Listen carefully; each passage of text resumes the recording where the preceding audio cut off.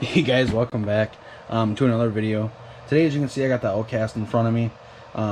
This thing is absolutely ballistic crazy, but I've been having some issues with it. It's been costing me some money. Today, we're going to put the M2C Overkill drive shafts on the rear. If you look back here, you can see I bent one really bad the other day, which I guess it's better than, well, it's really not, because these are kind of expensive. These were 70 bucks. The stock ones are like 25 a piece, so I thought, why not just buy upgraded ones that are a little bit thicker and throw them on. We're going to do both the rears as to just get it fixed. So I'm going to start, the first thing I'm going to do is I'm going to take off this rear wheel. And it's so funny that when I do this that I actually have to use one of my impact guns if I know where the hell I just put it. Where did I put it? Uh-oh. I'll have to find it. So I left it all in the hallway by my, look at that, easy peasy with the impact gun, but the normal hand tool they give you, I could not get that off.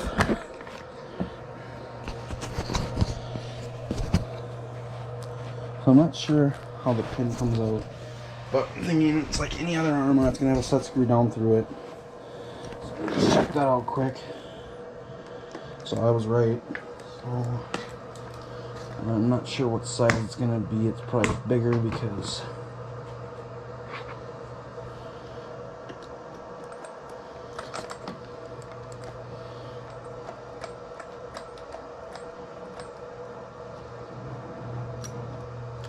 okay, that kind of surprised me. It didn't have red Loctite on it.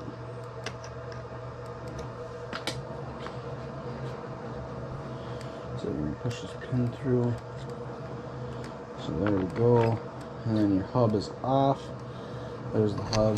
So look at the bearings on this thing, guys. It is nuts. So now, I wasn't thinking, but I might actually have to. Maybe.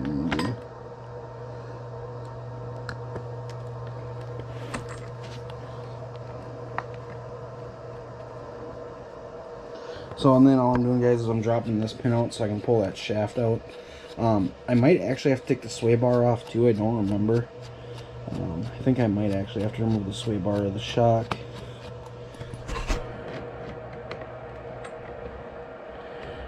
And then just be noticeable, guys, that every time I've had this apart, this nuts fell out. So I'll just be watching for it. But here we go. There is the drive shaft. Look at how bent that thing is. So then to get these off, I'm not sure. I'm not sure if the pin just pops right out. Oh, it does. Okay, weird. So on these ones, there's no set screw. The pin just comes out. Then the shaft comes apart. Oh, okay. Then, just like any other drive shaft, that falls out. So then what you're going to do, you're going to take your upgraded shafts, you're going to drop this through, so just like that. I think, if I'm not mistaken, M2C does sell an upgraded pin, but I might be incorrect. So there you go, as easy as that, guys. Now there's that new shaft. Look at how much thicker that shaft is than the stock one. That is absolutely nuts. When I get the other straight one out, we'll take a better look at it. It'll be an easier way to compare.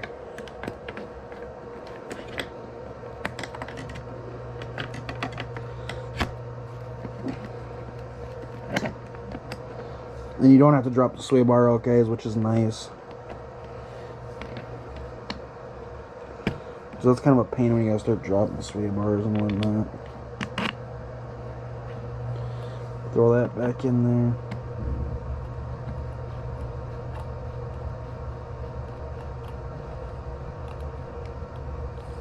Make sure she's nice and tight. So there we go. So then you're just gonna reassemble. So you're gonna put your hex back through. And then once I drop, I'm gonna have to hold it with one hand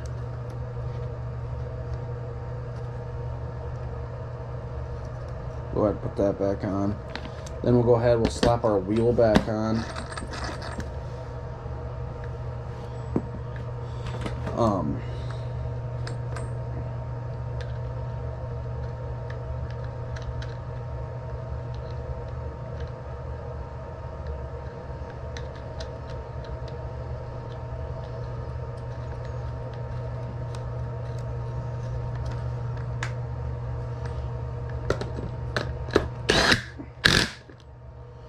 Go ahead and slap that back on. So there we go, that side is done. I'm going to do the other side real quick, and then we're going to come back. We're going to chat about this truck a little bit. I'm going to tell you what I think about it, what I like, what I hate, and just give my thoughts on it.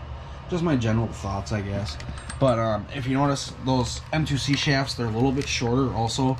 So when you come down on this side, it's not going to bend in or break, which is kind of nice.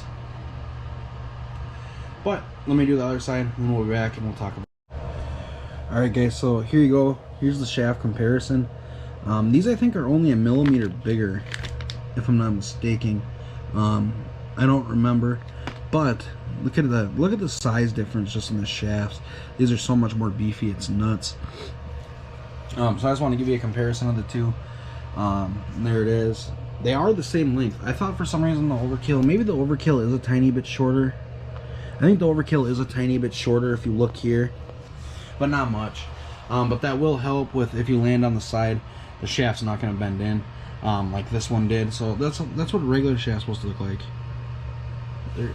There's the one I bend. So that's a pretty big bend in there. So just keep that in mind when you buy this truck. This truck has been a very costly truck for me. I'm almost debating getting rid of it, I'm not gonna lie, and I think I might put the money into my X-Max and do like a build on the X-Max instead, or even like creating the 6S. I enjoy my 6S a lot better than this, even though the 6S did just take a servo yesterday, but I put a cheap servo in it, it's probably my fault. But let's take a little glance here. Just give me a couple minutes and I'm gonna look at some things, and then I'm gonna get it back together, and then we'll talk about it some more. So guys, this truck, I want to take a couple minutes and talk about it.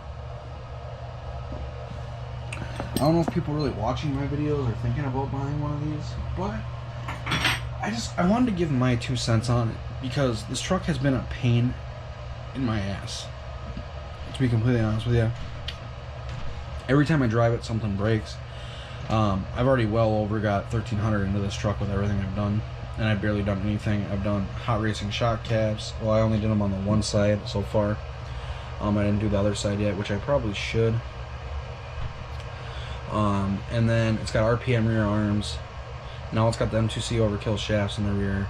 There was something else I did, but I can't remember. It's got a Max 6 system in it with the 800 kV motor, running 39 gearing. This truck overall has been a lot of fun, but every time I take it out, guys, it breaks, and for me that just isn't practical when having something like this expensive of a toy. When you take it outside to play with it, it shouldn't always break, and it gets really annoying and kind of frustrating, in all honesty. It starts to get old when you're going outside and trying to play with things, and you take it off a jump that isn't even really high, and it comes down and it breaks. It just gets annoying. But other than that, guys, it is a really fun truck. It's just all the repairs I've had to do it have gotten old. My X-Max has broke too, but it doesn't cost as much as this to fix, if that makes sense. So when you're talking about like RPM parts, so the RPM parts on this truck, the arms in the rear, they're like $25 to replace, which really, when you think about it, is not bad at all. That's about what I would expect to spend on RPM arms for the Traxxas X-Max for a side. However, this is just the rear. Something else I really hate about this truck that's annoying is they use these links that are metal, and the ends like to break on them. I've broken a couple of ends on them so far. It just gets old. And guys, to be honest, I haven't decided yet whether I'm keeping this truck or not. I really can't decide on it. Maybe you guys could help me with that a little bit. I might throw it up for a price that no one wants to pay, and if someone pays it, I'll sell it. But other than that, I really don't need to sell it, but it is just kind of sitting around and not being used much. right now, and I probably won't drive it for a while just for the fact that I don't want to have to fix it.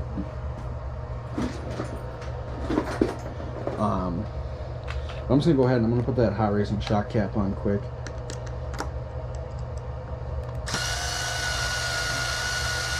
To remove the wheelie bar, which is stupid. The wheel's in the way. I could just remove the wheel, but I've got an Allen wrench on me down here right now that's that big, so we'll just go this route.